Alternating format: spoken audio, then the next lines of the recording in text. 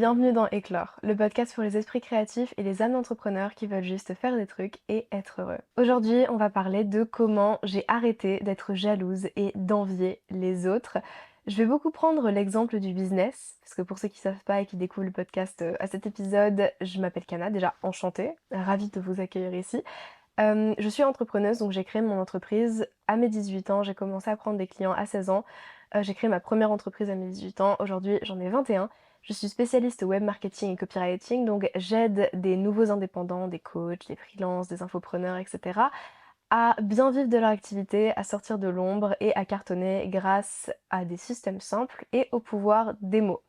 Donc voilà, pour cette vidéo-là, moi je vais beaucoup prendre le prisme du business, le prisme des entrepreneurs, comment arrêter d'être jaloux des autres entrepreneurs, mais absolument tout ce que je dis s'applique à tous les domaines de vie. Ça s'applique à la jalousie juste entre gens qui se connaissent, à la jalousie dans des cercles proches, à la jalousie entre pairs, à la jalousie entre tout le monde en fait, notamment avec les gens sur les réseaux.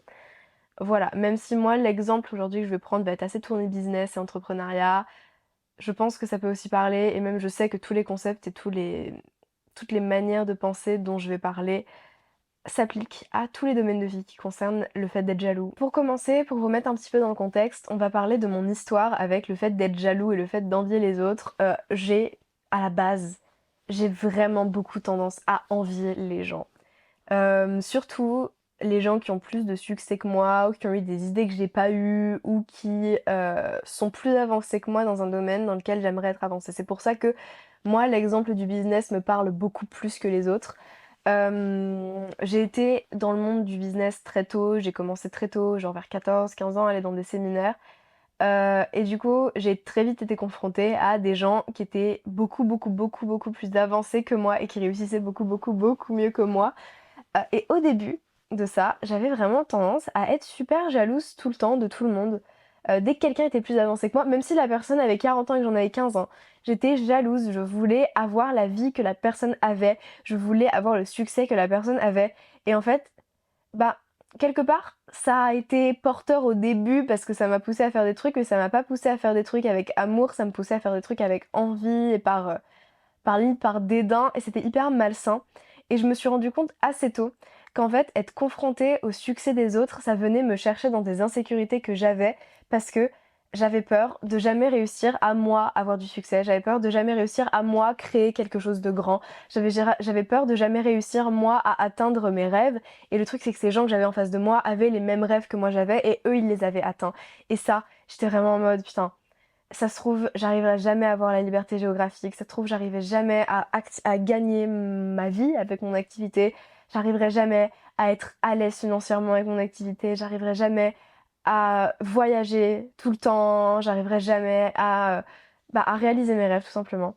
Et tout ça, en fait, être confronté au succès d'autrui venait me chercher dans mes peurs et dans mes insécurités, et c'est pour ça que j'étais jalouse, et c'était pour ça que j'enviais tout le temps les gens. Sauf que j'ai été confrontée à des gens plus successful que moi toute mon adolescence, tout le temps, même dans ma propre famille, et du coup, j'ai dû apprendre avec la force des choses, à prendre du recul sur ça, et en fait j'ai été tellement confrontée souvent à ça, ça me mettait tellement dans une position d'inconfort et même de douleur souvent, parce que ça venait me chercher sur le plan physique, genre vraiment des douleurs au ventre, etc. Enfin, je sais pas exactement ce qui se manifestait, mais je sais que ça venait me chercher dans les douleurs physiques carrément, tellement c'était gros au plan mental, que du coup, je n'ai pas eu d'autre choix que de m'y confronter très tôt et de trouver des solutions pour prendre du recul sur ça. Et c'est des prises de conscience que j'ai eues au fur et à mesure des années et qui m'arrivent aujourd'hui à ne pas être parfaite. Et on va en parler à la fin de mes travers, mais à réussir aujourd'hui. Je suis fière de pouvoir le dire haut et fort.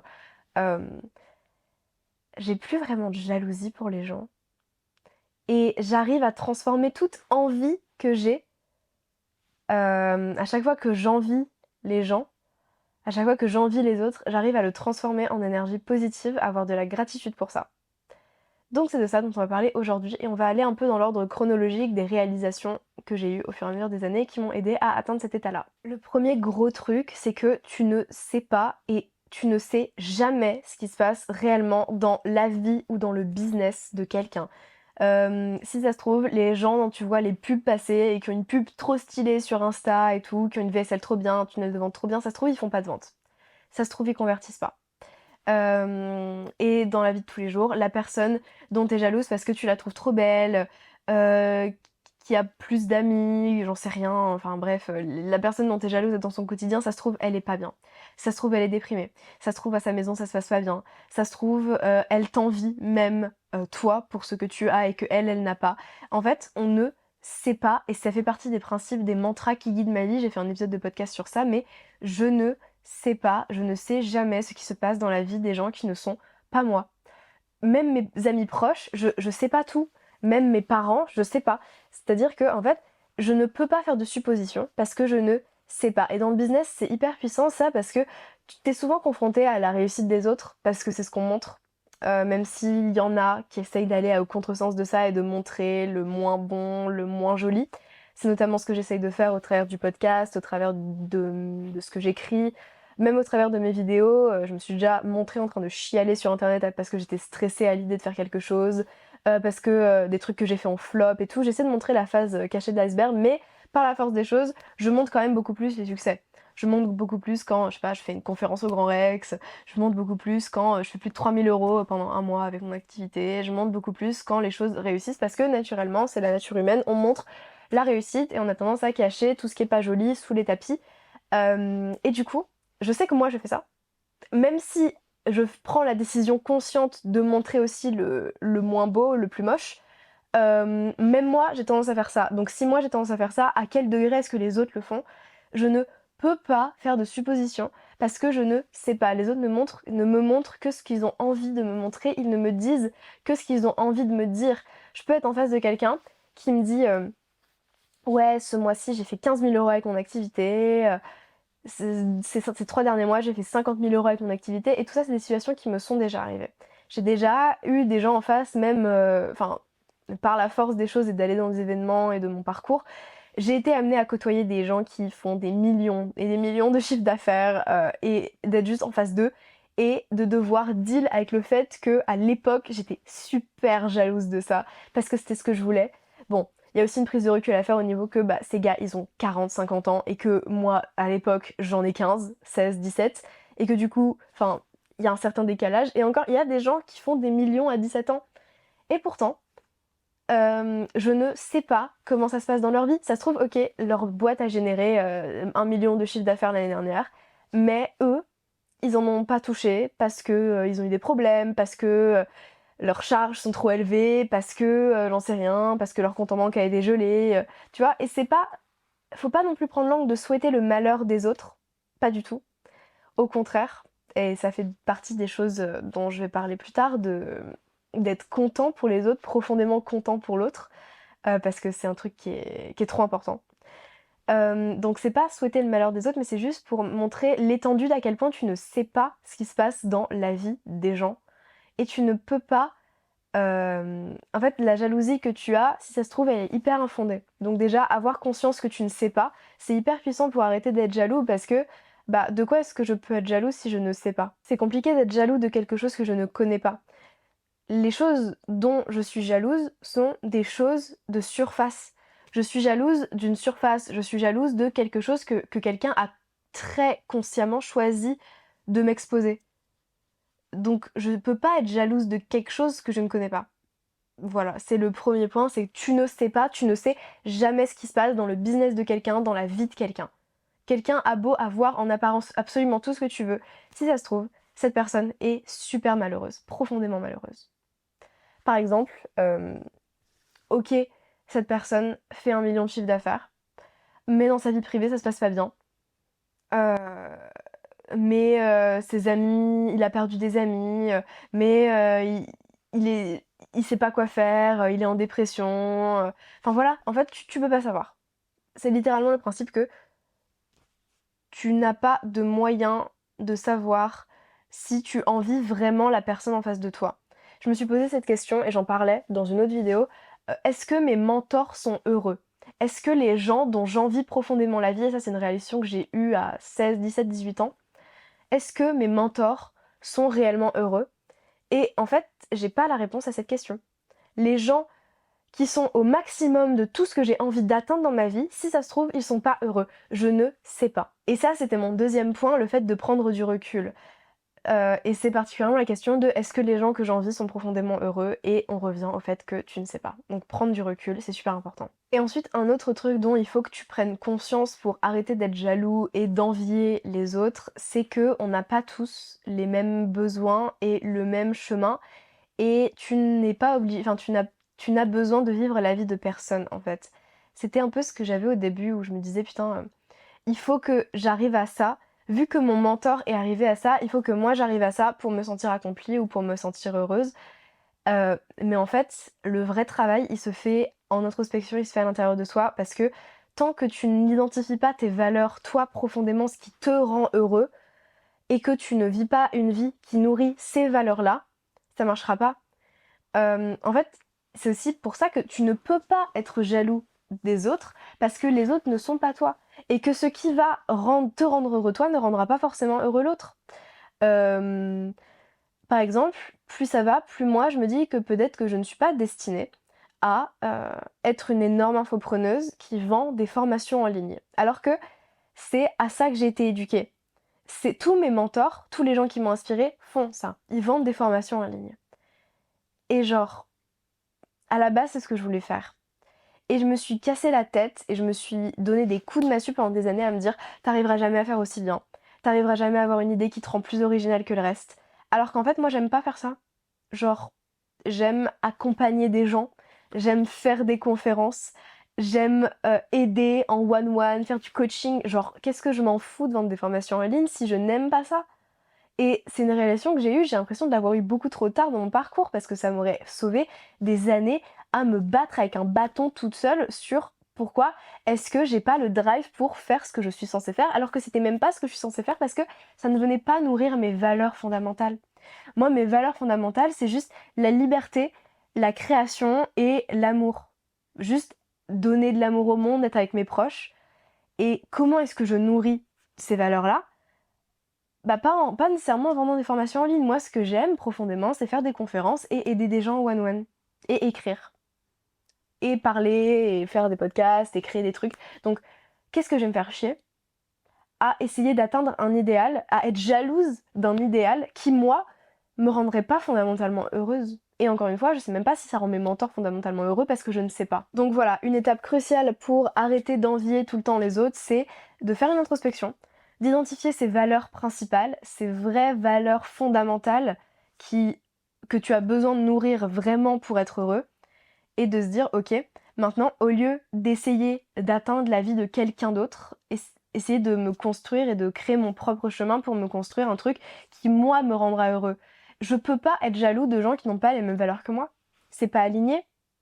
Qu'est-ce que je vais faire à être jaloux de quelqu'un dont la valeur principale, je sais pas, quelle est une valeur que j'ai vraiment pas. Par exemple, la valeur sécurité. Je suis un être humain, j'ai besoin de me sentir en sécurité pour fonctionner, j'ai besoin d'avoir des économies de côté, j'ai besoin d'avoir un matelas de secours, ok ça c'est sûr, mais j'ai pas besoin de me sentir tout le temps en sécurité pour avancer. J'aime sortir de ma zone de confort, j'aime, voilà, ma valeur sécurité ne régit pas ma vie. Elle est là, elle est sous-jacente, mais ça fait pas partie des valeurs sur lesquelles il faut absolument que je me repose pour être heureuse et pour me sentir bien dans mon quotidien. Donc, qu'est-ce que je vais faire à essayer d'envier et d'être jalouse de quelqu'un dont une des valeurs principales, c'est le sentiment de sécurité? Qu'est-ce que je vais envier la vie de quelqu'un qui n'a pas les mêmes valeurs fondamentales que moi? Sa vie ne me rendrait pas heureuse de toute façon. Et même si vous avez l'impression que la personne que vous enviez a les mêmes valeurs fondamentales que vous, bah c'est jamais 100% vrai parce que deux personnes sont jamais 100% pareilles et fonctionnent 100% de la même manière. Leur vie ne vous rendrait pas nécessairement heureux. Pas profondément en tout cas. Ce qui rend réellement heureux, en tout cas, non, je prétends pas avoir trouvé la clé du bonheur, faut pas abuser, mais je pense que ce qui participe réellement au bonheur, c'est pas d'atteindre la vie de quelqu'un dont on envie la vie avant, c'est juste d'atteindre la vie qui nous nourrit dans nos valeurs et de se créer ce propre chemin. En fait, ce qui rend heureux, c'est bateau, c'est cliché, c'est nul, mais genre, c'est juste, c'est le chemin en fait qui rend heureux. Donc si t'es pas heureux dans ton chemin et que ton chemin ne vient pas nourrir tes valeurs, la destination, au final, on s'en fout, elle te rendra pas heureux de toute manière. Si t'es pas arrivé à ta destination en faisant des trucs qui te rendent heureux, en créant un chemin qui nourrit tes valeurs, tu seras pas heureux à l'arrivée de toute façon. Ensuite, une autre réalisation que j'ai eue et qui m'a permis de vraiment faire un très gros pas dans le processus d'arrêter d'envier les gens et d'être jalouse, c'est ce n'est pas parce que quelqu'un est à la place que tu veux que tu ne peux pas arriver au même endroit que lui. Enfin, je sais pas comment je l'ai écrit, je l'ai mieux écrit, je crois, c'est ce n'est pas parce que quelqu'un est là où tu veux être qu'il n'y a pas de place là où il est. Genre, et ça se vérifie particulièrement bien dans le business, pour le coup. Ce n'est pas parce que quelqu'un a accompli ce que tu voulais accomplir en business que tu ne peux pas faire pareil. C'est pas parce que quelqu'un a fait ce que tu as envie de faire que tu peux pas faire pareil, que tu peux pas atteindre le même niveau que lui. Et en fait, réaliser ça, j'avais un peu ce mindset de vu que cette personne l'a réussi, moi je peux pas le faire aussi.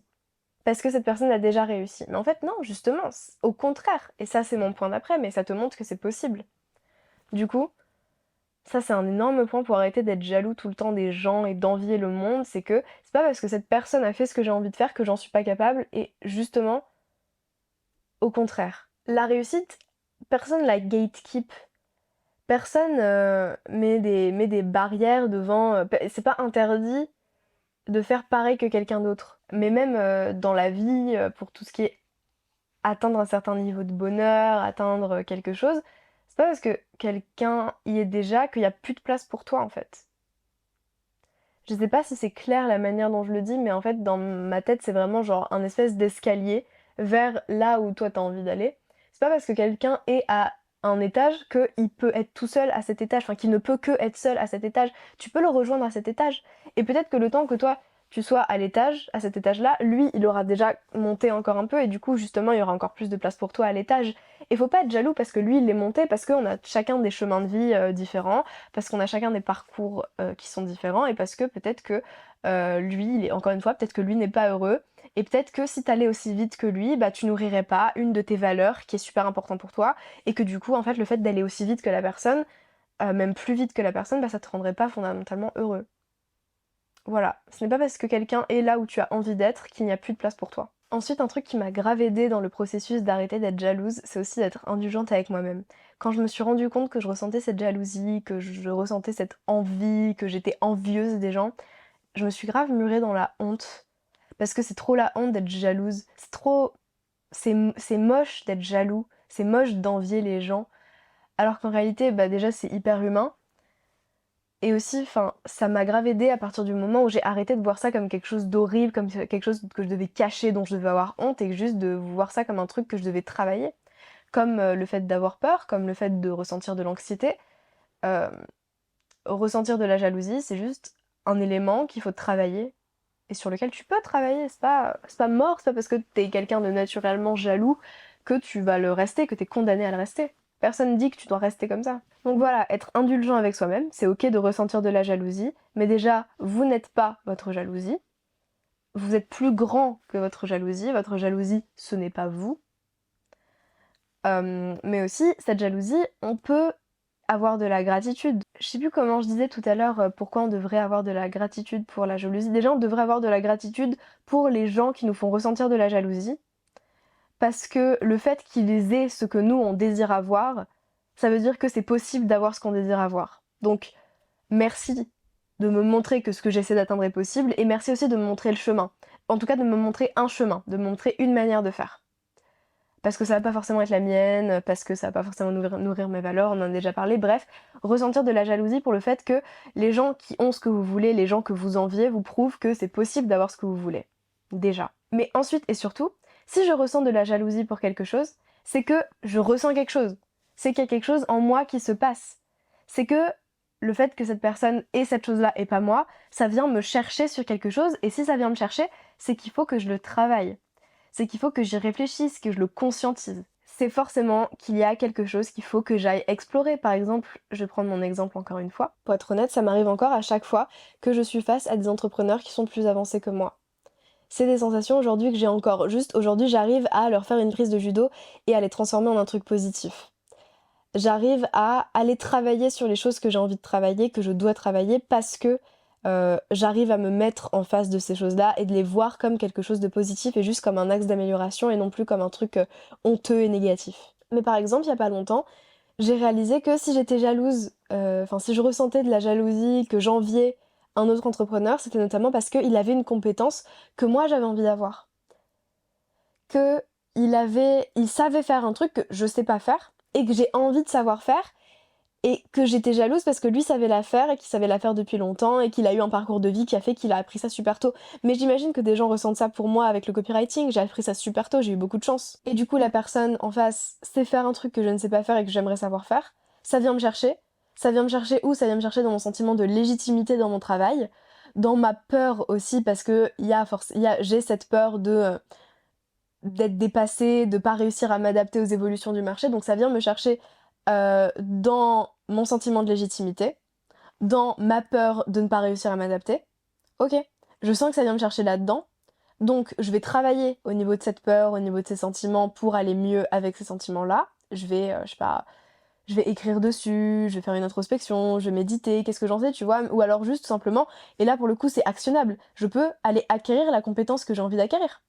Qu'est-ce qui m'empêche de, ok, je vois que le fait que cette personne ait cette compétence et pas moi, ça me provoque de la jalousie, ça vient me chercher. Qu'est-ce que j'attends pour la développer cette compétence? Actuellement, c'est pas ma priorité, mais c'est dans ma to-do list. Donc juste en fait, on a frame la jalousie, le fait d'envier les gens comme un truc super négatif, super honteux, super tabou, alors qu'en réalité, c'est juste des flèches vers là où on doit aller travailler et là où on doit s'améliorer. C'est comme la peur. En fait. Ça, j'en parlais dans ma conférence récemment que j'ai faite. Le fait que la peur, ça te montre juste là où tu dois aller travailler, là où tu dois aller, parce que les directions qui te font peur sont celles qui te font grandir, enfin bref.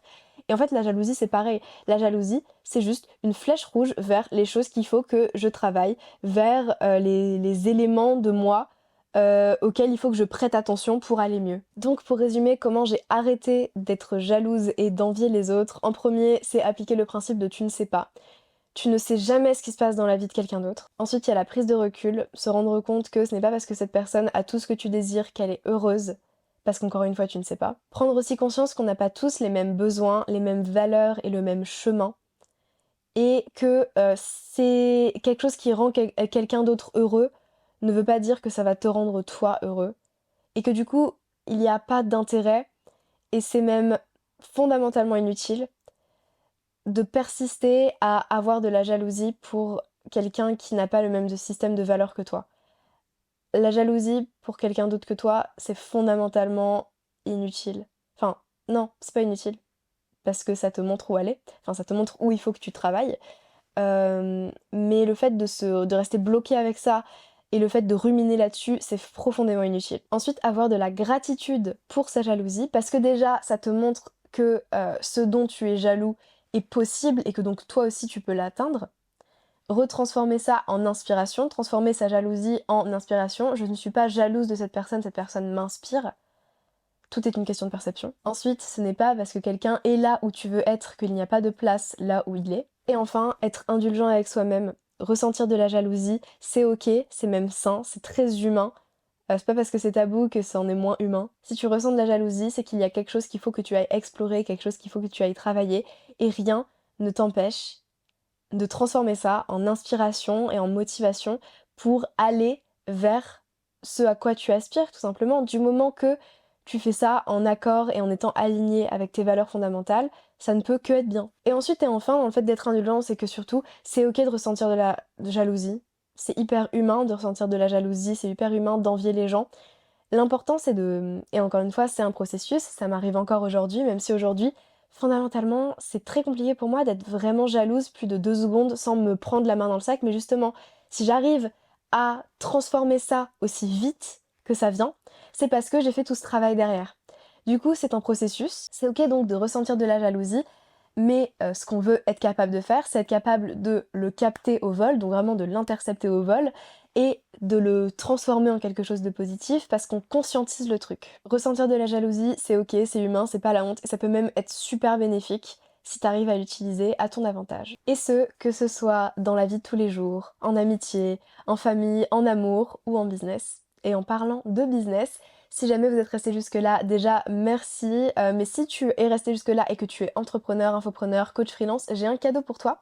Récemment, j'ai créé une mini formation capsule, donc très courte, complètement gratuite pour t'aider toi à sortir de l'ombre avec ton activité et à la faire décoller, la faire cartonner grâce au pouvoir des mots et de systèmes simples. En fait, elle se compose en 3 parties.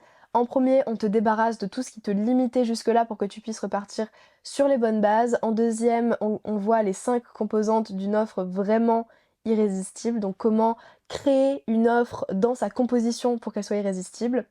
Je t'en dis plus dans la formation du coup. Je vais pas trop m'attarder dessus. Et en troisième, on voit comment vendre une offre grâce à des systèmes simples et pas prise de tête parce que j'aime pas la technique et que mes clients non plus et que du coup, vu que moi j'aime pas ça, j'ai fait en sorte que ça soit le plus simple possible pour mes clients. Voilà, si jamais t'es entrepreneur et que ça t'intéresse, je te conseille vraiment d'aller checker. De toute façon, c'est gratuit, t'as rien à perdre. C'est sur le premier lien en description. Et pour les autres qui sont restés jusque-là, merci beaucoup. J'espère que cet épisode vous aura plu et surtout qu'il vous aura aidé. N'hésitez pas à donner de l'amour au podcast, peu importe la forme que ça va prendre, que ce soit par des étoiles ou en me mentionnant sur les réseaux. J'aime toujours avoir vos retours, n'hésitez pas à laisser des commentaires. Mon Insta c'est kana-aka. Le podcast sort toutes les semaines sur YouTube et il est dispo sur toutes les plateformes d'écoute de podcast. Et moi je vous dis à la semaine prochaine parce que éclore toutes les semaines